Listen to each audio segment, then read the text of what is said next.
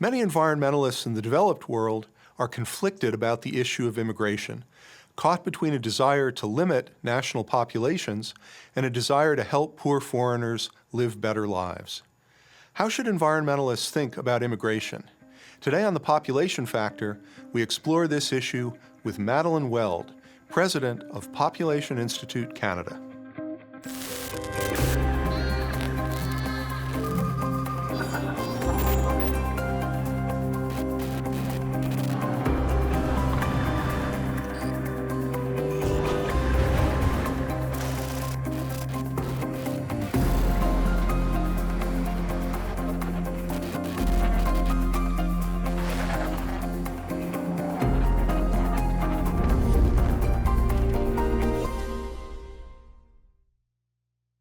How should environmentalists think about immigration?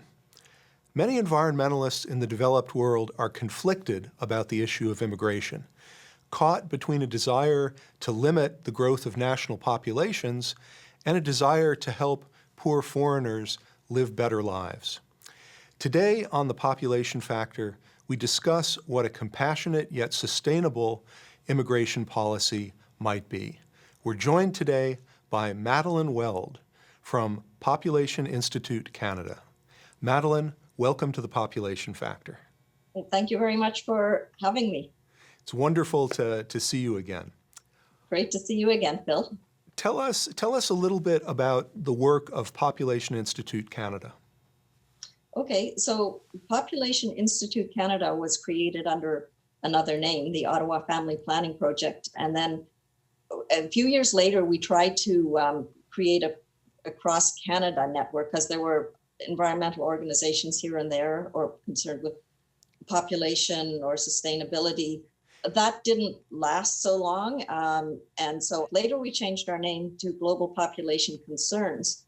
So is your group more focused on sort of global population issues or Canadian population issues? Well, it's concerned about both. The Ottawa Family Planning Project, when it was formed, it was to raise money for Planned Parenthood or organizations that would support family planning in the developing world. But in the early 1990s is also a time when the Canadian government greatly ramped up immigration levels, and the government embraced high immigration levels, and they increased it to 250,000 each year, regardless of economic circumstances. And every government since then, liberal or conservative, has kept up the very high immigration levels. And Prime Minister Justin Trudeau wants to raise them even more.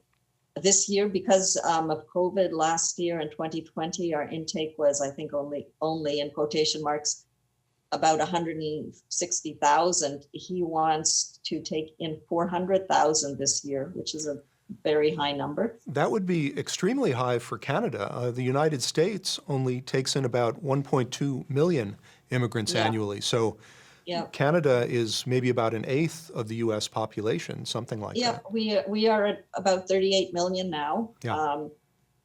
And so it is a very high level, and especially given that a lot of businesses have been wiped out or are struggling with all the shutdowns during COVID.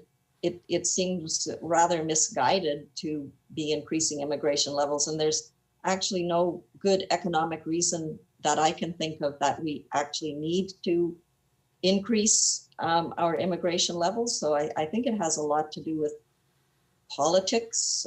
Let me ask you a question. What is the environmental argument for reducing immigration into Canada or the United States? Well, the environmental argument is that every human being has an impact. Even if you try to be as environmental as possible, you have to live in a house, you have to eat food. The food has to be grown somewhere. You need things to live. You need buildings. If the more people there are, the more schools, the more hospitals, the more houses, etc. you will need. And Canada's growing population is certainly having a huge impact on the environment.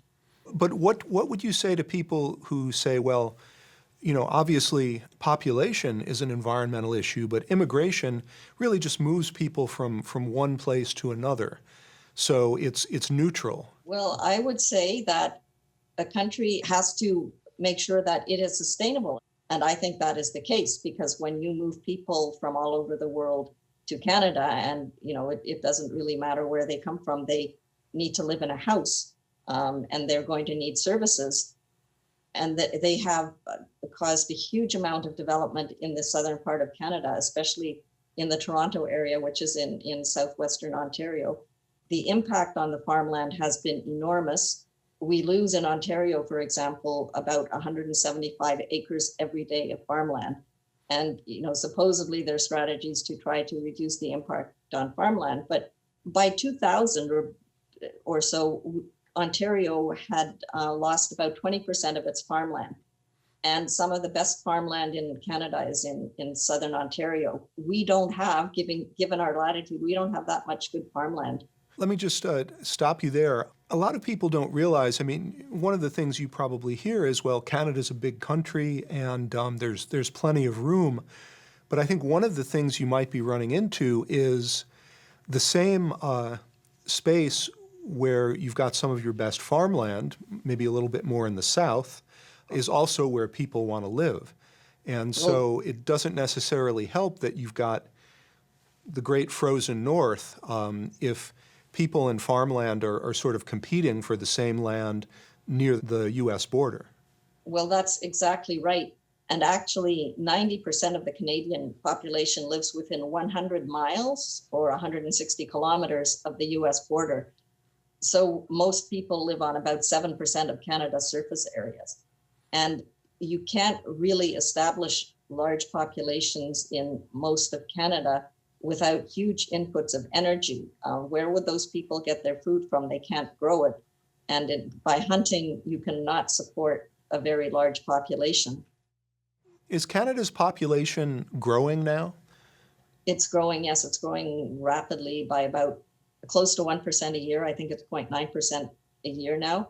Mm-hmm. And immigration contributes about 80% of that growth. Because like the US, Canada has had a total fertility rate, or a TFR, at or below 2 since about 1970. The baby boomers did not have many children. And even though they were a large cohort, so when they started to have children, there was a little bit of a mini population boom, but that would have settled by now. And the total fertility rate has been quite low for a long time. So immigration is contributing to an increasing share of population growth. So it sounds as if Canada's sort of in the same boat as many wealthy developed nations. Fertility rates are actually below replacement rate, but your population is still growing, partly in large part because of immigration. And I think that's similar. Certainly it's similar to the United States, Australia, many countries in Western and Northern Europe. Yep. So the argument then would be that in order to create a sustainable society, we need to stabilize these populations, perhaps even reduce them. Do you have a sense of what you said earlier Canada's population is around 38 million people. What would a sustainable Canadian population be? Well, estimates have been about 10 million. In 1970, we were about 20 million, and everything was working. We had all the building we needed. We were a comfortable society. I don't really see how growth has contributed to the well-being of Canadians. And of course, things are more hectic, more crowded, more traffic. And as you increase the population, you of course cut off access to nature because it gets farther and farther away. Well, apparently there are some Canadians who don't have a problem with that. Tell me a little bit about the Century Initiative. Yes, the Century Initiative is an organization that believes that we should have a population of 100 million Canadians by 2100. That seems to be its entire raison d'etre. It's a completely business oriented. I don't think there's an environmentalist among the lot of them. So they have the standard economic idea that growth is good and more growth is better and even more growth is best. I don't know what drives them because the standard of living of Canadians has not been going up with this growth. It seems to be growth for growth's sake. But then on the other hand, I guess there are some, I'll say, profiteers of growth. Sure. So there is some support in Canada for the Century Initiative. And see if you can explain this to me, because here in the United States, when we think of your Prime Minister, Trudeau, we think of him as an environmentalist. And yet it sounds as if he's very supportive of increasing population numbers. Do people in Canada see that as a disconnect or not? Well, I think some of them certainly do, because in surveys, most Canadians do not think that we need a larger population or that we need more immigration. But the idea of more immigration is being sold very dogmatically. I mean, and it's being promoted by the media, including by the CBC, the Canadian Broadcasting Corporation, promotes it.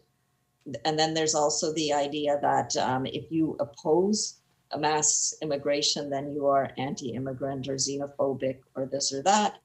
I don't hear them very much at all discussing the negatives, the environmental impacts of immigration, because the media in general will treat environmental problems as sort of things that are out there on their own, like, pollution or sprawl as an inevitability. So, they'll discuss making things greener or, greener energy or this or that, without looking at the fact that if you're constantly bringing in more people, the energy demands are going to increase. So you talk to a lot of environmentalists about this issue, and you know that a lot of environmentalists are conflicted about immigration.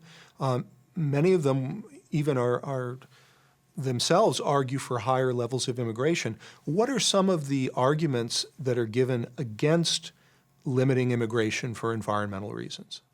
I don't think you can think of any environmental reason not to limit immigration, since immigration means, by definition, growth in the number of people, means more people.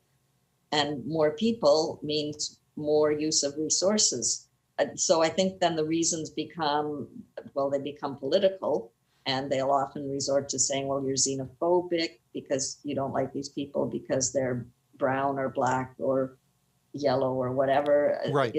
That argument, and it'll be an argument of compassion. It'll be, these people need help.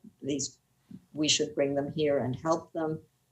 And those arguments I would call false arguments. But I mean, you seem like a nice person, a compassionate person, and it is true that by bringing someone from a poor country to a wealthy country like the United States or Canada, you really can improve their economic and personal opportunities. So what about that compassion argument for more immigration? Is there any truth behind it? I don't think so, because the people who come to Canada and the US are not the poorest of the poor. They're the people usually of some means. One could help far more people in situ with the same amount of money, providing aid for development and especially for contraception. When you hear about some of these refugee camps, sometimes the fertility rate there is very high. The kids there have very little chance of a good life, as I see it. But I could imagine someone listening to that argument and saying, yes, as things stand now, we take in a lot of people who maybe don't need to come, but there certainly are people around the world who would benefit from being moved to wealthier countries. So let's shift immigration policy more in that direction. What do you think about that sort of argument?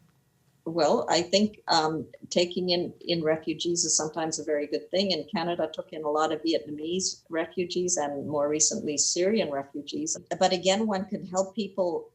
And then the idea is that they would return to their country of origin when things settle down a bit, because our capacity, our absorptive capacity is not unlimited. So really what it can come down to is, again, a matter of carrying capacity. There might be arguments from compassion to try to help more people as individuals, but it could simply be the case that if you try to help too many individuals, you're going to undermine what makes a society wealthy and flourishing in the first place. Well, I think there's definitely that possibility, because as we were talking about farmland, if we pave over all our farmland, how are we going to help feed the world? Canada and the US both contribute significantly to the global food supply. Also, when people come to richer countries, they often send remittances back home, and those remittances help business as usual to continue back home instead of the reforms that are needed. That's a really interesting point. That's an argument that I've often heard, that by acting as a sort of a safety valve for countries that are overpopulated or not taking care of their own problems, countries like Canada and the United States can make things worse. What do you think of that argument? I think it's accurate, because overpopulation is a problem that we will not be able to escape in the long run, because the argument often is one American or one Canadian consumes 20 times or 40 times as much as one Somali or one Ugandan, whatever it is. Right. But when it comes to the local environment, desperately poor people can devastate it just trying to survive as their population increases. For example, Ethiopia is deforested not because of big lumber companies, but because of poor people needing more space to grow food, ever more space. Lake Victoria is pretty much fished out, not so much because of big fishing trawlers, but because of ever more people trying to get their food. So what do you think is the responsibility of people in those countries, governments in those countries, to deal with population issues? What they should do is what has been done very successfully in a number of countries, which is to educate people about the benefits of small families, and to make family planning methods, all kinds of family planning methods, available to everyone, including the poorest. It would improve life for everyone, because most people want to stay where they are and with their own customs and what is familiar to them. And these programs have been implemented successfully, for example, by Bangladesh, the state of Kerala in India, and in Iran. Really, that's a bright spot in this whole discussion. When governments decide that limiting fertility is an issue, it seems as if we can do that, and we can do it voluntarily. Yes, and as Jane O'Sullivan of Australia has shown, that saying that development leads to smaller families is putting the cart before the horse, because smaller families leads to increased per capita wealth, which is development. You don't have to have development in order to use birth control, and many very poor women would willingly embrace birth control if it were available. That's the case for example, in the Philippines, which one of Jane O'Sullivan's example was comparing the Philippines and Thailand from 1970 onward. In 1970, they had a similar population and a similar per capita GDP. Thailand's total fertility rate fell dramatically, right, and it became a lot richer. The Philippines had the disadvantage of having the Vatican oppose and the bishops oppose any kind of contraception. And Thailand did a much better job at bringing fertility rates down, and, as O'Sullivan has shown, really reaped the economic benefits of that. Madeline, let me ask you about something else. There's been a change in the discourse around population. For the 25 years from about 1970 up to the Cairo Population Conference, it was sort of seen as acceptable for governments to explicitly advocate for smaller families. Not to force people to have smaller families, but to say to them, it would be good if more people had smaller families. Yeah. Post-Cairo, that sort of fell out of favor, and the thought was any sort of government advocacy of small families risked becoming coercive. What is your sense of that change and how we've been served by that change? Well, I think we've been served very poorly by that change. I guess we could call it the social justice warrior change, where being concerned about population was condemned as racist or whatever, colonialist. And I think that's a terrible mistake because nature doesn't really care about your political ideology at all. And the coercion that the environment can exert is much harsher than that of any population control program you can think of. It's a good point, right? I mean, there's different kinds of coercion. You can coerce a woman into not having a child that she wants, but starvation is a kind of coercion too. Yes, it is. And lack of water. I mean, the UN said clean water is a human right. Okay, tell that to depleting aquifers that people have a right to water. They're not going to listen. Yeah, I mean, rights really depend on a lot of things, but sometimes we forget that rights are claims on limited resources. And Exactly. so, at some point, you can want everybody to have that right to clean water, a right to being able to explore nature, a right to breathe clean air. But if the resources aren't there, the right sort of goes away. Yeah, then it becomes meaningless talk because you can't force nature to do anything. And then the question is to whose benefit? I mean, humans are already, of the mammalian biomass on Earth, humans and their animals their domestic animals, that is, and farm animals are over 95%. So what's the point of overwhelming the world? I mean, I think you're saying at some point, more isn't necessarily better, including in just sheer numbers of people. That's exactly right. There was a photograph I saw of a giraffe overlooking the slums of Nairobi. And when people say, the poor only consume 1/20th or whatever of what we consume, but it doesn't matter to that giraffe because its territory is being used up. And the bushmeat that is being hunted for meat, it doesn't help them if so many hungry people are after them. Even if those hungry people don't get much meat, it still kills off their wildlife. And it seems to be a tendency of late to measure environmental impact entirely in terms of greenhouse gas emissions. But that's not the only way. There's lots of ways to destroy the environment, and 8 billion humans are doing a pretty good job of it. Well, you've given us a lot to think about. Madeline Weld, thank you so much for visiting the Population Factor. It's been a real pleasure talking to you, Phil, and thank you so much for having me.